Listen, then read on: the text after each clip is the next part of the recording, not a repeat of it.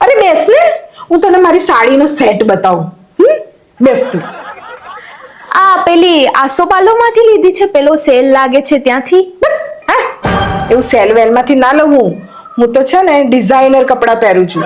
Designer કપડાં છે ને ખાલી 30,000 થી તો ચાલુ જ થાય છે. આવા સેલ વેલના કપડાં તો છે ને અમારી કામવાળી આવે છે ને સીમા, એને આપું છું હું તો. મને લાગ્યું જ, આ પેલા મારા દેરાણી છે ને એ બી 2-3 હજારની સાડીઓ પહેરે છે. 2-3 હજાર એ સાડીઓ તો છે ને હું મારી કામવાળી આવે છે ને સીમા, એને આપું છું. આવી સેલની સાડીઓ.